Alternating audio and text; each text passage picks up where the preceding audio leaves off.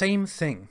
Only the cursing and deluded part differ slightly, but the message remains. Christians and Jews are deluded. Sincerely, Almighty Dude of Religion of Tolerance. According to Islamic belief, Allah is the same God of the Jews and the Christians, the God of the Bible.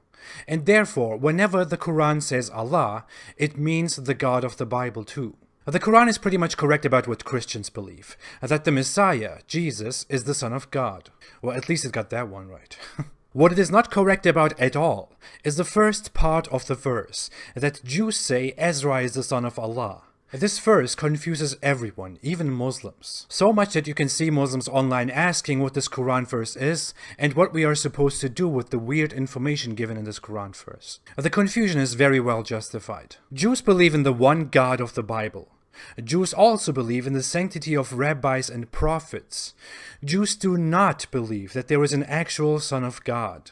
According to biblical beliefs, Ezra is only a priest, an important one since he played a big role in restoring the law and initiating a lot of old and current Jewish practices. In some Jewish traditions, he was held higher than in others and seen equal to Moses. But no credible proof at all shows us any Jewish sect that ever idolized Ezra or thought that he was of any supernatural nature. So the Quran verse says Jews, not many Jews or some Jews. It says Jews. Apparently Muhammad wanted to make a Quran verse that blasts both Christians and Jews, because the former verse declares war on Christians and Jews, but he didn't really figure out what Jews actually believe in, so he just made something up. No one would notice, right? This can be seen as a clear mistake and ignorance on Allah's part, since the Quran is supposed to be the perfect and direct word of God, of Allah.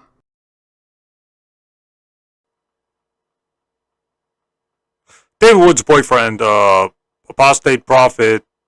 Now, did you get the gist of what Apostate Prophet is saying here?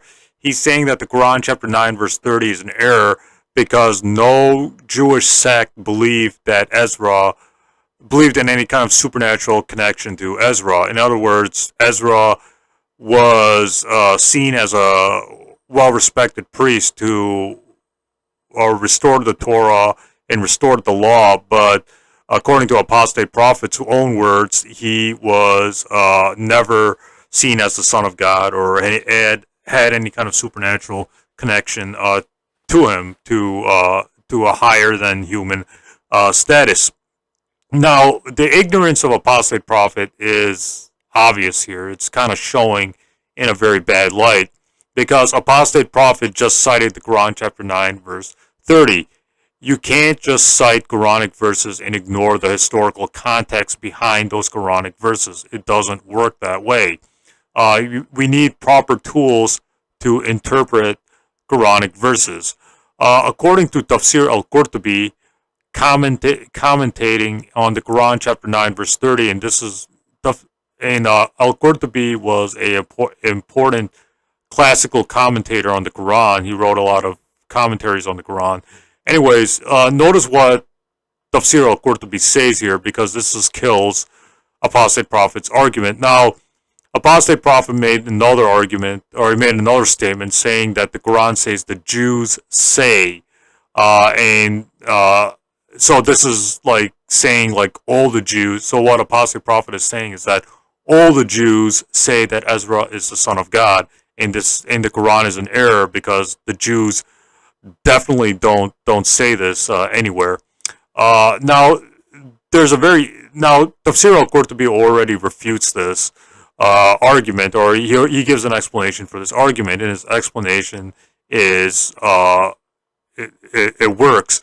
What Tafsir al-Qurtubi says is the Jews say is general, but it means something more specific because not all Jews say this. Elsewhere in the Quran, when God says those people who say, it does not mean all people. It's just talking about the people. It's just talking about the people that the Quran is referring to in the Quran, chapters 3, verse 173.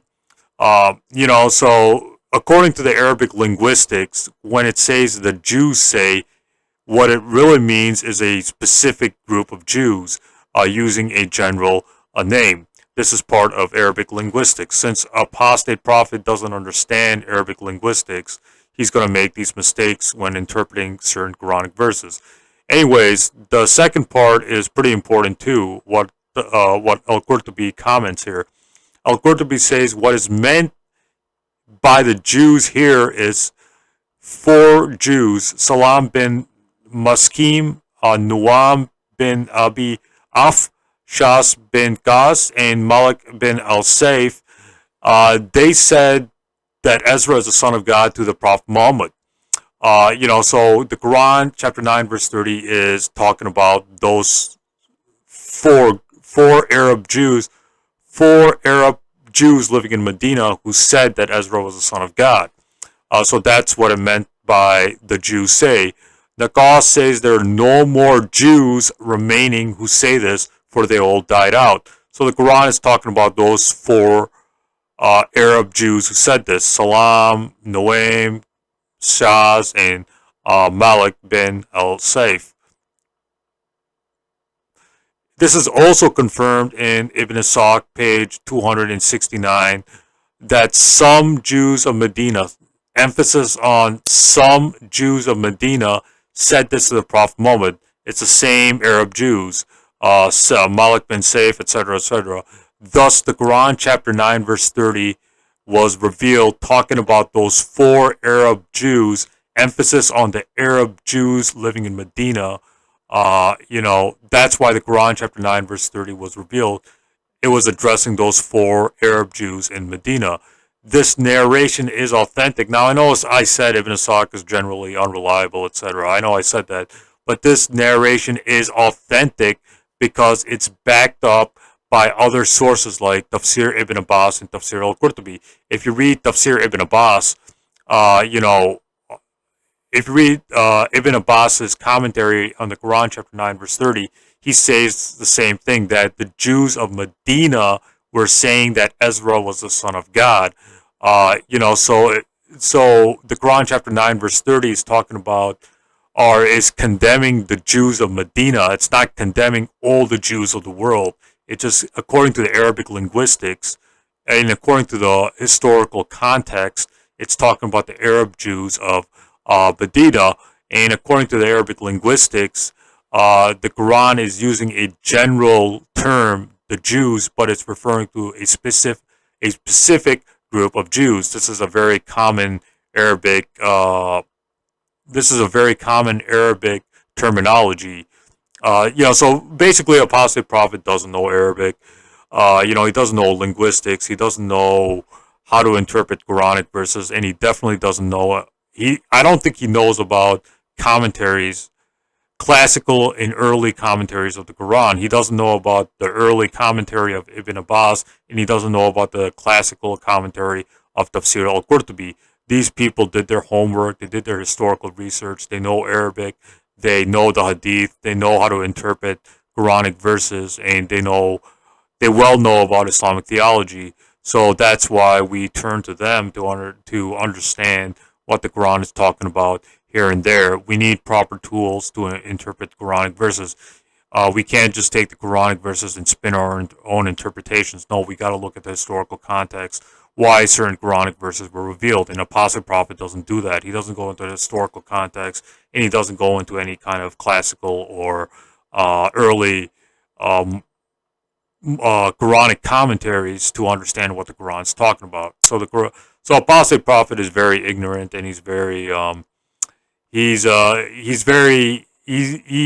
has a convenient way of looking at the Quran. He just takes Quranic verses out of context, out of their historical context, spins his own interpretations, and just dismisses the Quran as having some kind of error, when in reality, apostate prophet failed to do his homework. Conclusion here: if you want proof that apostate prophet is ignorant, and not to take him seriously, the conclusion here is that don't take seriously or show any respect to apostate prophet. He is ignorant beyond belief when it comes to even basic Islamic history, and he's ignorant about how to interpret Quranic verses properly. He's ignorant about histories, and he's ignorant about about why Quranic verses were revealed, etc. He's literally talking out of his ass. As we can. But when you're David Wood's boyfriend, that's what happens, right? You just become as ignorant as he is. Anyways, as we can see, from Tafsir al-Qurtubi, the Arabic implies some Jews of Medina. Emphasis on the word some. Some Jews of Medina believed that Ezra was the son of Allah or God. The Quran, chapter 9, verse 30, is not talking about old Jews, etc. So that Ezra was the son of God, not all, and that is what the Quran, chapter 9, verse 30, is talking about. It's talking about those specific 4 Arab Jews who came up to the Prophet Muhammad and said that Ezra was the son of God. So the Quran, chapter 9, verse 30, was revealed condemning those Jews, saying that Ezra was the son of God. And then the Quran, chapter 9, verse 30, continues to say that Jesus continues to condemn the Christians who are saying that Jesus is the son of God. So basically, it was talking about the Jews of the Quran, chapter 9, verse 30, was talking about the Jews of Medina. If Apostate Prophet did, 5 minutes of research, he would know this, but he's willfully ignorant, and because he's David Wood's boyfriend.